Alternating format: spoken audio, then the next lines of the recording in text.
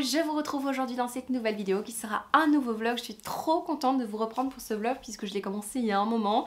Je crois qu'il y a des plans qui datent d'il y a genre 2 semaines, donc ça fait un moment que je vais vous parler de certaines lectures. Alors, qu'est-ce que je vais faire? Je vais vous parler de tous les livres que j'ai lus récemment. Il y a un petit paquet de livres dont je dois vous parler. Et je vais vous montrer aussi les livres qui sont arrivés récemment dans ma bibliothèque. Alors, il y a certains livres pour lesquels je vais vite passer, puisque je vais faire un point lecture spécial SFFF prochainement. Et j'ai pas envie de parler, de dire 2 fois la même chose, et dans cette vidéo et dans la vidéo SFFF, vous comprendrez. Donc, il y a des livres pour lesquels je passerai assez vite. Et puis, on passera à la suite du vlog où je vous parlerai de mes lectures en cours, tout simplement. Alors, dernièrement j'ai lu donc comme je vous dis pas mal de choses. J'ai lu un livre qui m'a pris quand même pas mal de temps puisqu'il s'agit de Les livres de la Terre fracturée, la 5e saison de N.K. Jemisin. Alors, c'est un roman qu'on peut vraiment qualifier de science fantasy. Quand je l'avais commencé, je m'étais demandé si on n'était pas dans de la science-fiction, et puis on est avec des personnages qui ont des sortes de pouvoirs, et donc effectivement, si j'en conclus qu'on est dans de la science-fantasy, c'est le genre que j'ai vu un peu partout quand on parle de ce roman. Alors, quand je vous avais dit que j'étais en train de lire ce livre, il y avait quelqu'un sur Instagram qui m'avait dit « Ah, j'espère que tu vas aimer ». Moi, j'avais trouvé ça pas toujours facile comme lecture et moi, je comprenais pas ce message parce que, effectivement, j'ai commencé le livre et je trouvais ça hyper fluide, hyper facile à lire au niveau du texte, au niveau de la narration, c'était très chouette à lire. Et en fait, au final, j'ai compris ce qu'elle voulait dire. Après plusieurs chapitres, j'ai compris. Effectivement, l'autrice ne nous prend pas forcément par la main avec cette lecture puisqu'on a beaucoup de vocabulaire propre à l'univers qui ne sont pas forcément explicités. En tout cas, ce n'est pas expliqué dans le texte. Et j'ai fait l'immense erreur de lire ce roman sans aller voir à la fin. Et à la fin, nous avons... Qu'est-ce que nous avons? Nous avons un glossaire avec des explications sur tous ces mots. Et donc je pense que j'aurais pu gagner quand même du temps parce que j'ai dû relire plusieurs fois des phrases pour être sûre d'avoir bien compris parce qu'effectivement l'autrice n'explique pas tout dans cet univers. Donc vraiment, allez voir à la fin, ça aide vachement, ne fût-ce que pour les différentes saisons en fait. Nous avons la saison de l'étouffement, la saison de l'acide, enfin l'explication de toutes ces saisons.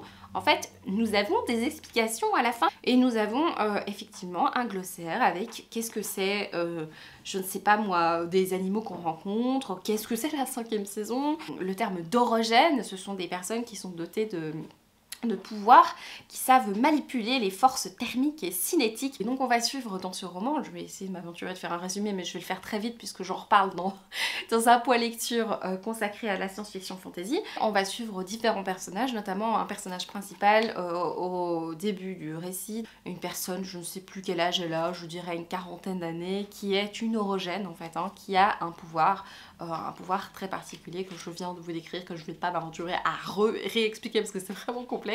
Et en fait ce pouvoir, ceux qui sont dotés du pouvoir d'orogénie sont pas toujours bien vu, c'est le moins qu'on puisse dire, dans cette société, et souvent il y en a qui se cachent justement. Et en fait, cette dame, ce personnage principal, elle a 2 enfants.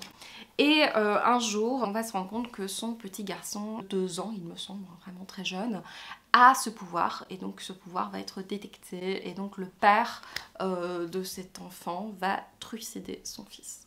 Voilà, super. Et le père va partir avec la fille, semblerait-il, en tout cas sa fille a disparu, mais elle sait qu'elle n'est pas morte puisqu'elle ne l'a pas retrouvée, et donc elle va partir, notre héroïne, à la recherche de sa fille. Donc vraiment une quête, j'ai déjà retrouvé sa fille, une quête de vengeance aussi. Et donc forcément sur son chemin, elle va rencontrer différents personnages. Je pense que je vais un petit peu plus travailler le résumé de ce livre dans la vidéo point lecture. J'essaierai d'en parler un peu mieux, mais c'est vrai que c'est très compliqué parce qu'il y a beaucoup d'éléments. Mais j'ai passé un excellent moment avec cette lecture, j'ai énormément aimé. J'aurais effectivement bien voulu dès le début avoir toutes ces significations. C'est à partir du 3/4 du récit que je me suis rendu compte qu'il y avait toutes ces explications. J'aurais bien voulu les avoir plus tôt, mais j'ai réussi quand même à comprendre ce que je pensais n'avoir pas compris. En fait, au final, je l'avais compris. C'était hyper immersif, j'ai adoré cette lecture, j'ai très envie de lire la suite bien évidemment, mais je vais attendre un petit peu je pense. Alors qu'est-ce que j'ai lu après ? On a lu toutes sortes de choses, hein. Alors j'ai commencé la saga Spy Family. J'en avais entendu parler sur les chaînes notamment anglophones qui en avaient beaucoup parlé, comme quoi c'était génial. Et effectivement, quand je voyais le manga, j'avais pas très envie de le lire, mais c'est vraiment en entendant parler sur les chaînes anglophones que j'ai eu envie. Et puis récemment, on en a pas mal parlé aussi sur les chaînes francophones. Et en fait, c'est super chouette Spy Family. Donc on va suivre un espion, un espion qui, pour une de ses opérations, doit avoir un enfant parce qu'il doit approcher quelqu'un qui travaille dans une école. Pour approcher cette personne, c'est plus facile pour lui d'avoir un enfant, sauf qu'il n'a pas d'enfant, donc il va vite adopter quelqu'un, ça va très vite. Et il se fait que la petite fille qu'il adopte, Anya, est dotée d'un pouvoir particulier, elle sait lire dans les pensées, donc c'est très cocasse, c'est très drôle, c'est très léger. Il doit avoir un enfant, mais il doit aussi être marié, et donc il va s'arranger pour vite épouser quelqu'un, donc il va faire un arrangement avec quelqu'un. Il se fait que le quelqu'un en question est une tueuse, sauf que lui n'est pas au courant. Voilà, donc c'est tout à fait loufoque, c'est très chouette, c'est assez drôle, surtout avec le personnage d'Anya qui est très chouette parce qu'elle lit dans les pensées et il y a des situations un petit peu cocasses avec ce personnage et en même temps tu vois que c'est une petite fille qui a besoin d'amour et c'est très mignon. Très mignon, j'ai lu les 2 premiers tomes. Et alors, oui, j'ai commencé un roman que j'ai abandonné. Ça faisait longtemps que j'avais plus abandonné de roman, mais je dois vraiment vous dire que celui-là, je pouvais pas continuer. C'était... j'en pouvais plus, tout simplement. Je suis dans une phase, vous remarquerez, où je suis en mode science-fiction. Et donc j'ai essayé de lire un livre qui est un petit peu un classique de la science-fiction, que je n'avais jamais lu, que j'ai acheté assez récemment. Il s'agit de de K. Dick.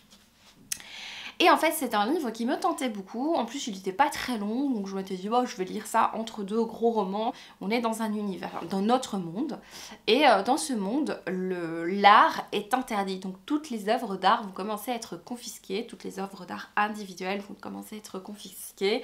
On nous dit que au début du roman, on a des livres qui disparaissent, la National Gallery qui est vidée de ses œuvres, enfin voilà, c'est interdit de composer, c'est interdit d'écrire des livres, enfin bref, l'art est interdit, c'est très particulier. Et ça me vendait du rêve, hein, parce qu'on a Margaret Atwood qui fait un éloge de ce livre, on a sur la couverture un chef-d'œuvre, on nous dit vraiment que c'est un classique qui a été réédité, et donc moi ça me donnait super envie. Et j'ai commencé, et j'accrochais pas. Je me suis dit, bon, je vais aller jusqu'à la page 50, parce que j'ai toujours cette théorie que si d'ici la page 50 je n'ai pas accroché, ben je pense que je peux le laisser de côté. Alors c'est pas toujours le cas, disons que parfois quand il y a des énormes pavasses et qu'à la page 50 j'ai pas accroché, je continue quand même jusqu'à la page 100 parce que parfois c'est normal en fonction de la taille du livre. Ici le livre est très court, je me suis dit si à la page 50 je n'accroche pas, tant pis, j'abandonne, et c'est ce que j'ai fait. C'était pénible d'arriver jusqu'à la page 50. En fait ce que je n'ai pas aimé, c'est que c'était d'une froideur exceptionnelle. Je n'avais aucune empathie pour ces personnages. On avait des phrases alambiquées, on a des phrases qui n'ont pas de sens. Et j'avais l'impression de lire un livre absurde. Et moi, l'absurde, c'est vraiment pas mon truc. Alors que c'est pas du tout défini comme tel. Enfin, vraiment, j'avais l'impression de lire un truc absurde avec des phrases qui commencent et des gens qui répondent des trucs qui n'ont rien à voir. Claire est amoureuse de Garth, ai-je demandé. Ne sommes-nous pas tous amoureux? On lui répond.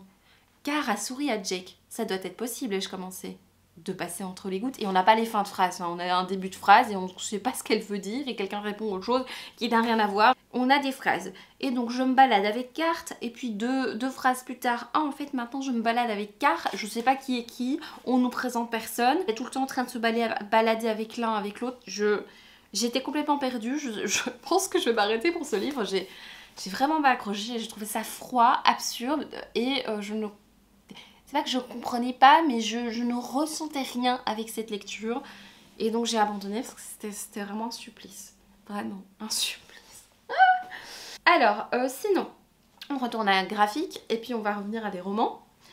J'ai commencé une petite saga Choupinette pour laquelle j'accroche bien. Alors j'ai lu le premier tome de Kuro, de Somato. Alors, c'est un petit livre qui va nous raconter l'histoire, c'est très particulier, hein, d'une petite fille qui vit dans un château avec son chat. On se rend compte assez vite dans le livre qu'elle a perdu ses parents. Et on se rend compte aussi qu'il y a dans cet univers, dans ce monde, il y a des monstres. Notre héroïne ne voit pas ces monstres. Et effectivement, hein, vous voyez que sur la couverture, le petit chat, il est chelou. Hein. Au début du manga, on se rend compte qu'en fait, le petit chat vit une transformation et tout d'un coup, il a plus d'yeux et il a des dents. Mais cette petite fille est très très naïve puisqu'elle ne s'en rend pas compte. Et du coup, il y a des petites scènes très cocasses où le chat, il fait des trucs hyper glauques et elle le voit pas, elle a le dos tourné, puis elle se retourne, elle rigole parce que c'est très drôle, c'est très naïf. Ce personnage est très naïf, mais le monde est un peu stressant, c'est assez horrifique comme univers. C'est en même temps du coup drôle, naïf et en même temps un peu triste parce que les personnages autour de la petite fille, soit ils ont pitié d'elle, soit ils ont peur d'elle, soit ils sont pas sympas avec elle. Elle est fort livrée à elle-même cette petite fille et donc c'est triste mais en même temps c'est drôle et en même temps c'est monstrueux parce qu'on a des scènes un peu glauques avec le petit chat qui se défend. Donc moi j'aime bien, je passe un chouette moment. Et en fait je l'avais acheté pour essayer, j'avais vu qu'il y avait tome 1 et 2 et j'avais acheté que le 1, je me suis dit bah non, je vais peut-être pas forcément accrocher. J'aime bien tester des premiers tomes de manga, ah oui il fait noir, super. Donc bref, je m'étais dit je vais pas prendre le tome 2 et en fait j'ai tellement bien aimé le premier tome que j'ai couru aller chercher le tome 2. Pour le moment il n'y a que 2 tomes qui sont sortis et j'ai pas encore lu le tome 2. Enfin j'ai commencé, je suis pas très loin mais je vais le continuer, je pense que je vous en parlerai du coup quand je l'aurai lu. Sinon, j'ai lu un roman, celui-là je vais passer très très vite. J'ai lu un roman des éditions La Talente. J'ai vraiment un problème avec cette maison d'édition en fait. J'ai eu un énorme... J'ai eu que des coups de cœur avec cette maison d'édition donc forcément je voulais continuer. Et donc j'ai lu Faune de Christiane Vannet.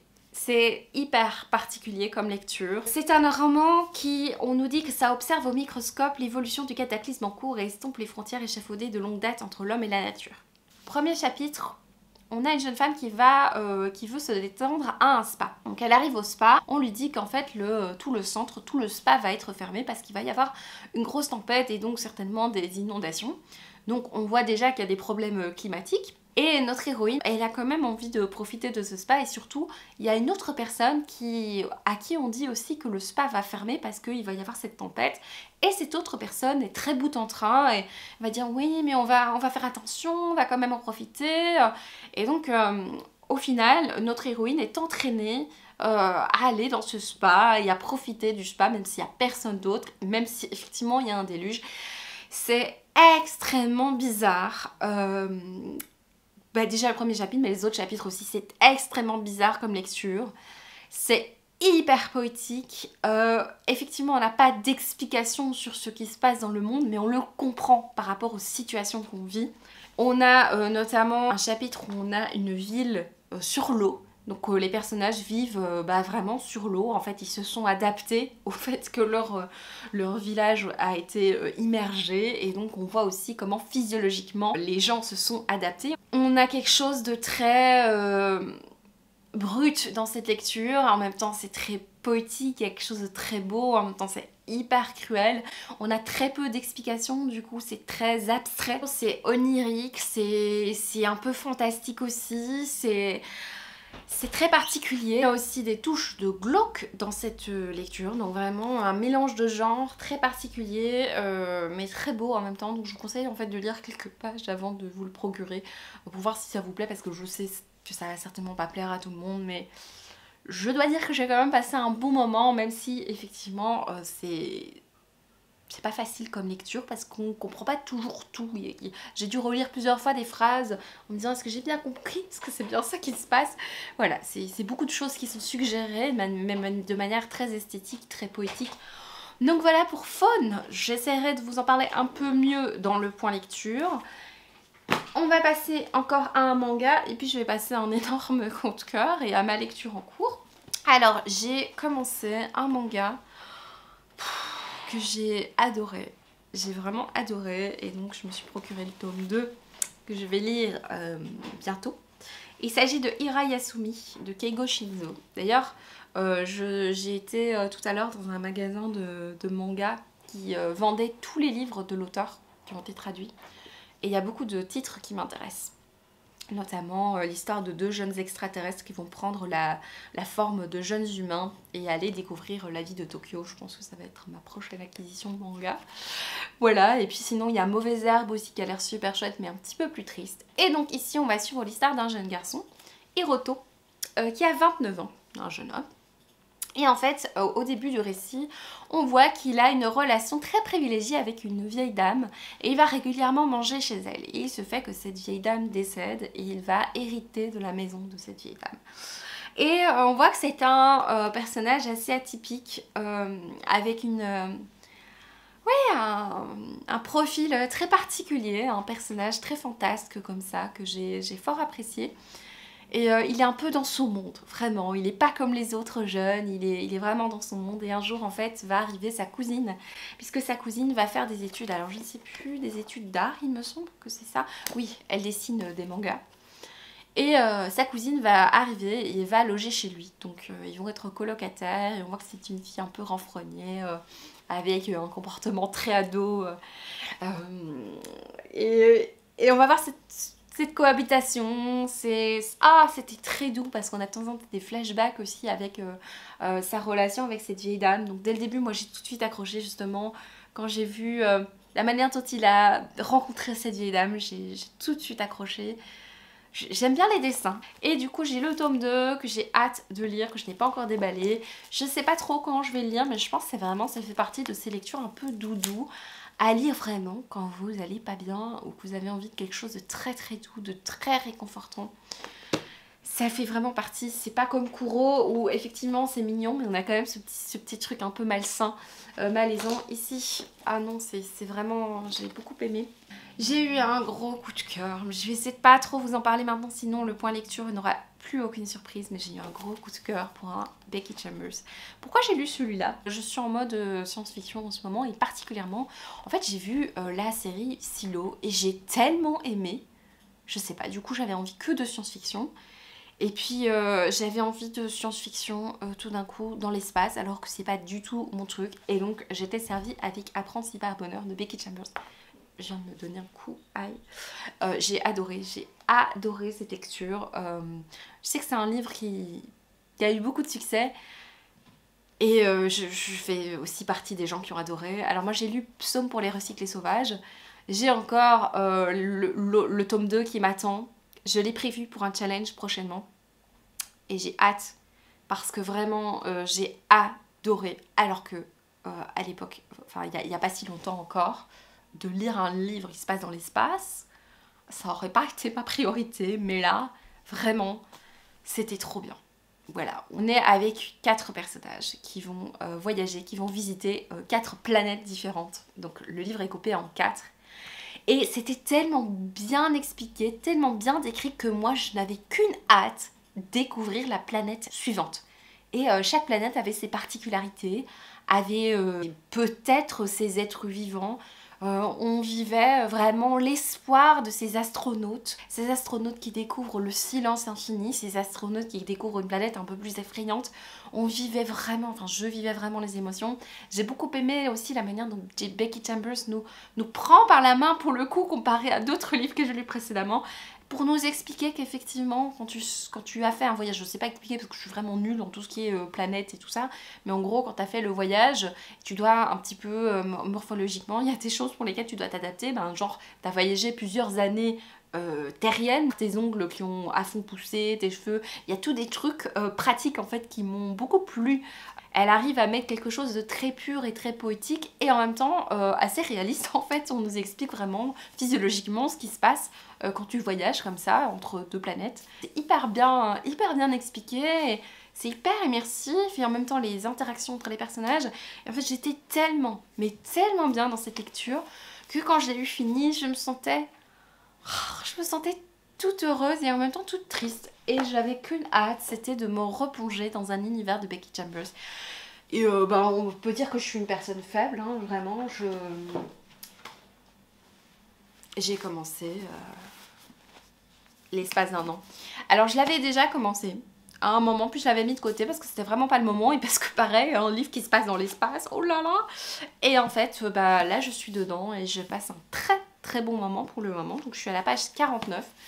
J'avais la version poche et j'ai tellement aimé les deux Becky Chambers que j'ai pu lire que en fait je me suis procuré cette version formidable. Si j'avais jamais lu Becky Chambers et que je voulais commencer par l'espace d'un an, j'aurais pas forcément acheté, enfin je l'avais en poche, vous voyez, je l'aurais pas forcément acheté dans cette édition, mais là je sais que ça va être une très bonne lecture. Je dis pas que ça va être un coup de cœur, mais je sais que je vais passer un très bon moment et donc c'est une manière pour moi de continuer à être dans l'espace avec un autre roman. Donc voilà, vous voyez, hein, tout change. Je pense qu'il y a 3 semaines, si j'avais su que j'allais lire un livre dans l'espace, j'aurais dit mais n'importe quoi, je vais l'abandonner au bout de 10 pages. Et là je suis à fond dedans, je ne veux plus que l'espace et là je suis dans la série Fondation sur Apple TV et je passe un super moment même si c'est pas parfait mais je suis bien dans l'espace. Complètement folle la fille. Je me rends compte quand même que regardant Fondation en ce moment, de temps en temps j'ai des éléments de Fondation qui rentrent dans ma lecture de l'espace d'un an et je dois me dire non Isabelle, ce personnage là, cet être vivant là, c'est dans Fondation, c'est pas dans l'espace d'un an, voilà. Et alors sinon, des petites acquisitions et je me demande si je lirai pas une deuxième lecture en parallèle parce que il y a des choses qui sont arrivées récemment, notamment ce livre là. Alors c'est à cause de Pico Books, parce que Pico Books est revenu sur YouTube, je suis trop contente, c'est quelqu'un que je suis depuis super longtemps, que j'aime beaucoup, elle est hyper pertinente, hyper pétillante, hyper intéressante, bref, beaucoup d'hyper. Et elle est revenue sur YouTube là récemment et elle a parlé d'un livre qui est un de ses coups de cœur de ce début d'année. Et il était déjà dans ma wishlist mais j'avais beaucoup de doutes. En fait, je l'avais jamais acheté parce que pareil, j'étais pas sûre que ce soit vraiment pour moi. Et en fait... Pico, elle m'a eu quoi, comme souvent, parce que c'est vrai que j'ai déjà beaucoup craqué sur des livres grâce à elle, parce que j'ai l'impression qu'on a des goûts similaires pour certains genres, et donc elle a eu un coup de cœur pour Du thé pour les fantômes de Chris Vuklicevic. J'ai tellement envie de le lire qu'en fait j'ai envie de le lire en parallèle du Becky Chambers. Je pense que je vais pas être perdue si je lis les deux en même temps. Mais j'ai très envie de le commencer, je me demande si je lirai pas en parallèle. On fait un peu ce qu'on veut, je suis quand même déjà allée jusqu'à lire 5 livres en même temps, donc je pense que 2 livres c'est pas trop grave. Et sinon, autre petit livre qui est arrivé dans ma bibliothèque récemment, il s'agit d'un petit manga, Alpi de Soul Sender, qui n'a pas été traduit, enfin en tout cas le titre n'a pas été traduit, c'est de Rona. C'est ça, publié chez Kiyun, c'est dans la collection Seinen, j'en avais jamais entendu parler. J'aime beaucoup le dessin, j'ai fort accroché et en fait on est ici avec Alpi qui fait partie de ces mages d'élite. Et elle est aidée, alors on nous explique ce que sont ces mages d'élite juste avant mais j'ai pas envie d'expliquer pendant 3 heures, je vais le découvrir, je vous en parlerai. Et elle est aidée d'un serviteur, Pelenai, et à mon avis Pelenai ça doit être cet être là. Voilà, qui est un mélange entre un bouc et un oiseau. Un type chelou. Donc voilà, je vais découvrir ça, j'ai trop hâte. Je pense que je vais le mettre aussi dans cette vidéo. Donc ça fait beaucoup de livres. Donc l'objectif de cette vidéo sera de continuer l'espace d'un an. Le but ce sera de le continuer, vous donner mon avis sur cette lecture parce que là je suis à la page 50, je vais attendre encore un peu pour vous parler du début de la lecture. Peut-être de commencer une deuxième lecture sur le côté, soit celle-là, soit autre chose parce que ça fait longtemps que j'ai plus lu du thriller. Je ne sais pas. Peut-être soit du thriller, soit du thé pour les fantômes. Ça pourrait être bien pour l'automne, mais je me dis que je vais de toute façon faire une vidéo recommandation pour l'automne. Donc si je lis des livres automnaux avant, bah c'est pas mal. Et je vais lire ces 3 trucs là. voilà, la fille se fait un planning et on sait très bien, vous me connaissez, que ça va sans doute changer, que je vais peut-être... il peut se passer n'importe quoi sur ces 3 prochains jours. Donc voilà, je vous fais de gros bisous en plein milieu de vidéo, c'est quand même scandaleux. À bientôt!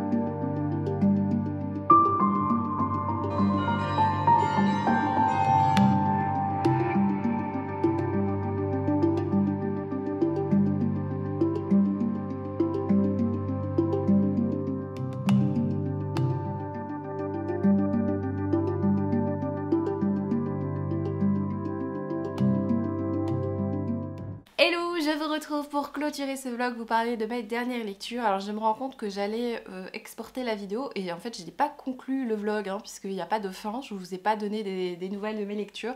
Donc je vous fais ça maintenant, je dois partir dans pas trop longtemps donc j'espère pouvoir faire ça concis. Alors première chose, j'ai continué donc la saga Hirayasumi comme je vous avais dit, j'ai lu le tome 2 que j'ai fort apprécié. Alors j'ai un petit peu moins aimé que le tome 1 et je pense pas forcément que c'est dû à cette histoire mais plutôt à mon état d'esprit dans lequel j'étais en lisant le livre. C'est vraiment un livre plein de douceur où je trouve qu'il faut être soit pour remonter un petit peu le moral ou soit vraiment être dans cette atmosphère de douceur et de...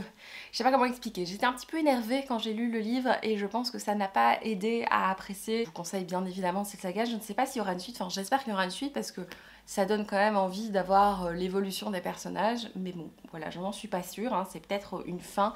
Mais alors je trouve que si c'est la fin, c'était peut-être pas assez conclusif. Je ne me suis pas du tout renseignée pour savoir s'il allait avoir une suite. Donc ça c'est pour le premier. Ensuite... au niveau des lectures, je vous avais dit que j'allais lire Frieren. Je ne l'ai pas fait encore, donc ce sera pour une autre vidéo, peut-être la prochaine, le prochain vlog, puisque je vais faire un 7 jours 7 livres, peut-être que si j'arrive pas à lire 7 romans, je lirai ce petit manga. Et alors j'ai avancé dans Kuro de Somato, qui est toujours aussi agréable, super chouette. Je peux pas vous en dire beaucoup non plus parce que c'est une suite, mais c'est toujours aussi mignon, naïf, mais un petit peu glauque. Donc voilà, cette ambiance dont je vous ai parlé est bien restée dans ce deuxième tome. Pour parler des romans, j'ai commencé, je vous avais dit que je ne savais pas si j'allais commencer, je l'ai fait, j'ai commencé le livre du thé pour les fantômes.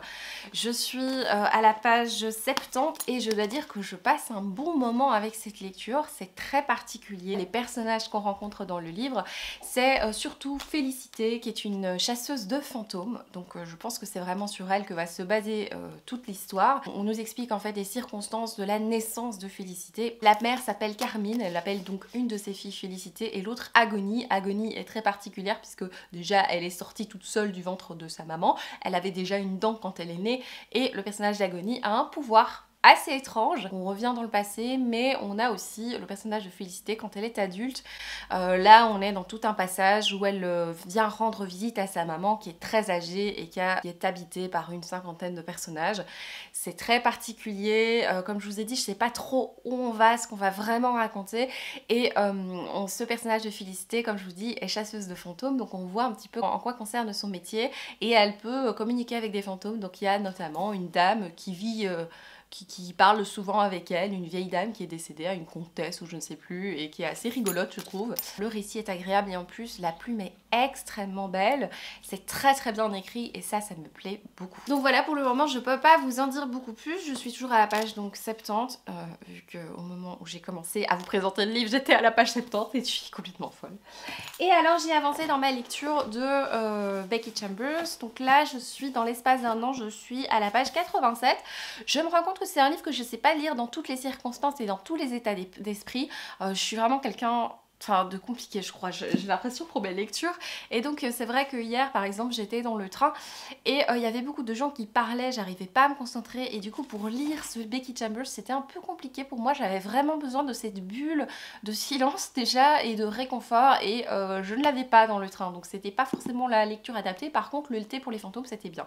Voilà, comme ça, vous savez tout. Mais donc, je suis à la page 86, 87. Je passe un super moment. Ici, on est avec un personnage de Rosemary qui est une jeune humaine qui fuit sa famille visiblement, mais on ne sait pas trop pourquoi en fait, hein. Je pense qu'on va nous l'expliquer dans le roman, et elle va être engagée comme greffière dans le Voyageur qui est un vaisseau dans lequel on va suivre différents protagonistes de différentes espèces en fait, hein, puisqu'on n'a pas que des humains. J'aime énormément déjà la présentation de ces personnages avec beaucoup de bienveillance. J'aime beaucoup aussi la diversité des personnages, j'ai hâte d'en apprendre plus sur eux et j'ai hâte d'en découvrir d'autres également, de savoir ce qui va se passer avec Rosemary. Je sais pas s'il va se passer énormément de choses.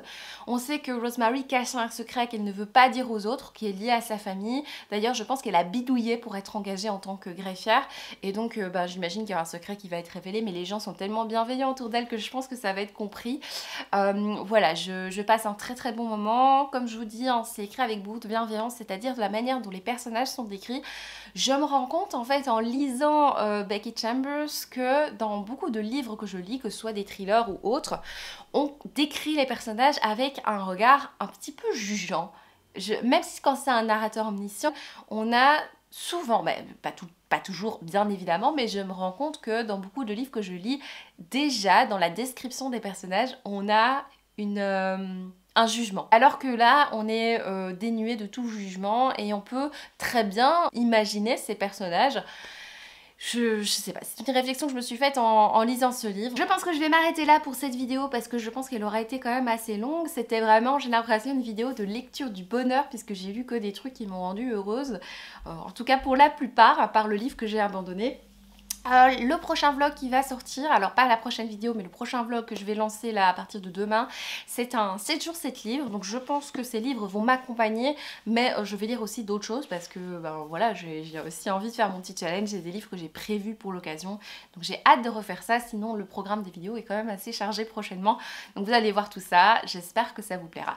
Merci d'avoir regardé cette vidéo jusqu'au bout, je vous fais de gros bisous et je vous dis à bientôt, ciao.